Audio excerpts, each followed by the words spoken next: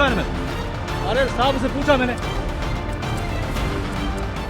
लोकसभा चुनाव में कुछ ही महीनों का वक्त बाकी है, लेकिन उससे पहले देश के कई राज्यों में विधानसभा चुनाव होने वाले हैं। प्रचार प्रसार जोरों शोरों से चल रहा है। इसी प्रचार के लिए देश के रक्षा मंत्री राजनाथ सिंह राजस्थान में एक चुनावी सभा को संबोधित करने के लिए पहुंचे थे, लेकिन सभा में ऐसा खेल हो गया कि बीजेपी के ही दो धड़े आपस में भिड़ गए। एक पूर्व विधायक जब मंच पर भाषण देने के लिए आए तो उनसे माइक छीन लिया गया, क्योंकि वो वसुंधरा राजे के समर्थक बताए जाते हैं। उसके बाद राजनाथ सिंह ने जो किया उसने सबको हैरान कर दिया।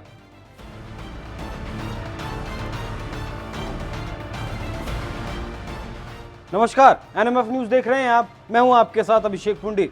देश में मोदी सरकार के 9 साल पूरे होने पर केंद्रीय रक्षा मंत्री राजनाथ सिंह जोधपुर जिले के बालासर में विशाल जनसभा संबोधित करने पहुंचे थे। मंच पर उनके साथ कैबिनेट मंत्री गजेंद्र सिंह खिवसर, पूर्व प्रदेश अध्यक्ष सतीश पूनिया, केंद्रीय मंत्री गजेंद्र सिंह शेखावत सहित कई दर्जनों नेता मौजूद थे। सभा को संबोधित करने शेरगढ़ के पूर्व विधायक बाबू सिंह राठौर जैसे ही मंच पर पहुंचे, उन्होंने माइक पकड़कर बोलना शुरू ही किया था कि तभी राणा प्रताप सिंह ने तुरंत बाबू सिंह से माइक छीन लिया। बाबू सिंह ने कहा कि वो राजनाथ सिंह से पूछकर आए हैं, वो साहब से पूछकर मंच पर भाषण देने के लिए आए हैं, लेकिन उन्हें बोलने तक नहीं दिया गया, उनसे माइक छीन लिया गया, उनकी एक भी वहां नहीं सुनी गई। लेकिन राजनाथ सिंह ने जब ये सब देखा तो भड़क गए। राजनाथ सिंह को भड़कता देख पूर्व कैबिनेट मंत्री गजेंद्र सिंह ने मामले को शांत करवाने की कोशिश की और वो अपनी सीट से खड़े होकर उस विवाद के बीच जा पहुंचे, जहां से उन्होंने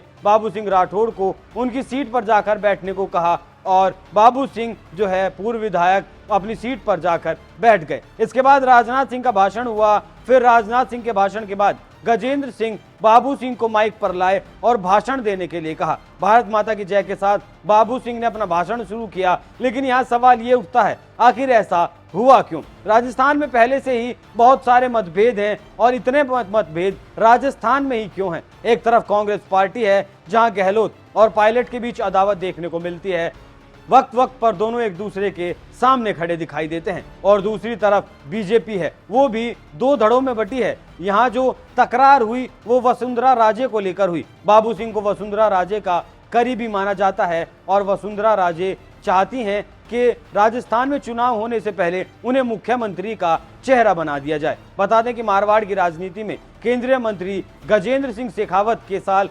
2018 विधानसभा चुनाव के बाद से पूर्व विधायक बाबू सिंह राठौड़ और उन दोनों के बीच लगातार मतभेद जग जाहिर हैं। वहीं एक बार फिर दोनों की अदावत मंच पर केंद्रीय रक्षा मंत्री राजनाथ सिंह के सामने देखने को मिल गई है। राजस्थान में इस साल विधानसभा चुनाव होने वाले हैं, लेकिन अब जब विधानसभा चुनाव नजदीक हैं तो यहाँ ये अदावत पार्टी के लिए मुसीबत ना खड़ी कर दे। पार्टी आलाकमान पार्टी के दो धड़ों में बंटने से पहले ही हैरान और परेशान है। अब देखना होगा कि राजनाथ सिंह के सामने हुए इस विवाद का पार्टी आलाकमान क्या हल निकालती है। आप राजनाथ सिंह के सामने हुई इस नोकझोंक पर क्या राय रखते हैं? अपनी राय हमें कमेंट कर जरूर बताएं। नमस्कार।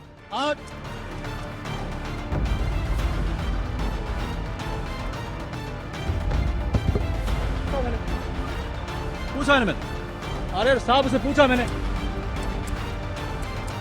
सभा में मौजूद मेरे सभी सम्मानित बहनों एवं भाइयों, लंबे अरसे के बाद इस स्थान पर किसी सार्वजनिक सभा को संबोधित करने के लिए आप सबके सामने खड़ा हुआ।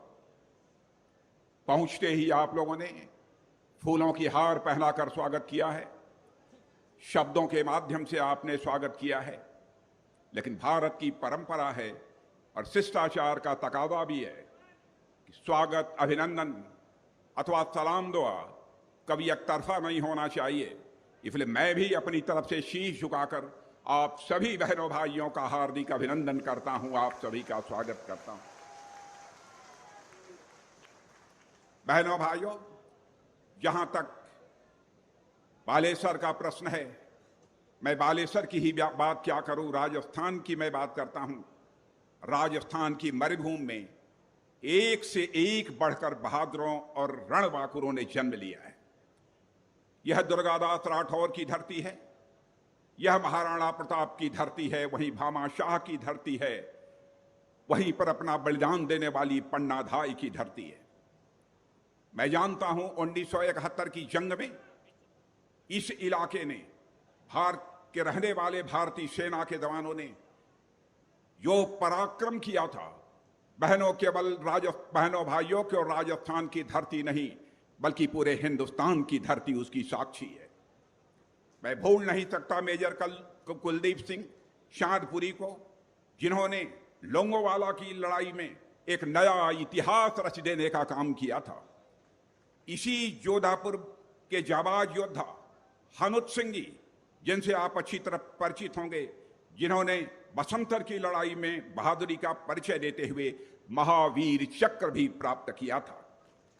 आज जिस शांति और सुरक्षा के माहौल में हम जी रहे हैं मेरे बहनों भाइयों, उसके लिए देश में हमारी सेना ने, हमारे सुरक्षा बलों ने न जाने कितनी कुर्बानियां दी हैं। और आज देश की सुरक्षा का माहौल जो बना है उसमें सबसे बड़ा योगदान यदि किसी का है तो हमारे देश के सेना के जवानों का है, हमारे देश के सुरक्षा के जवानों का है। मैं अपने सेना के जवानों और साथ ही सुरक्षा के जवानों का भी इस मंच के माध्यम से अभिनंदन करना चाहता हूं। पिछले 9 वर्षों में मोदी जी के नेतृत्व में आप लोगों ने जो पहले विश्वास व्यक्त करके सरकार बनाई थी, उस सरकार ने क्या काम किया है, क्या नहीं किया है, अच्छा किया है और अच्छा कर सकते थे, इसके बारे में सही फैसला यदि कोई कर सकता है तो मैं समझता हूं कि आपसे बेहतर और कोई दूसरा नहीं कर सकता है। लेकिन मैं आपको याद दिलाना चाहता हूं मेरे बहनों भाइयों, जिस समय नरेंद्र मोदी जी प्रधानमंत्री के प्रत्याशी के रूप में सारे हिंदुस्तान में सार्वजनिक सभाओं को संबोधित कर रहे थे, उस समय उन्होंने कहा था, सौगंध मुझे इस मिट्टी की, सौगंध मुझे इस मिट्टी की, मैं देश नहीं मिटने दूंगा, मैं देश नहीं झुकने दूंगा। और उसको करके उन्होंने दिखा दिया है मेरे बहनों भाइयों।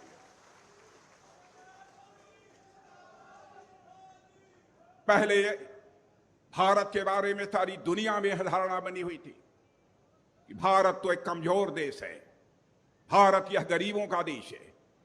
लेकिन आज यह धारणा सारी दुनिया में बदल चुकी है। पहले अंतर्राष्ट्रीय मंचों पर भारत कुछ बोलता था तो भारत की बातों को दुनिया को जिस गंभीरता पूर्वक लेना चाहिए उस गंभीरता पूर्वक नहीं लेती थी। लेकिन आज भारत अंतर्राष्ट्रीय मंचों पर कुछ बोलता है तो मेरे बहनों भाइयों, सारी दुनिया कान खोलकर सुनती है कि भारत बोल क्या रहा है। यह भारत की हैसियत सारी दुनिया में बनी है।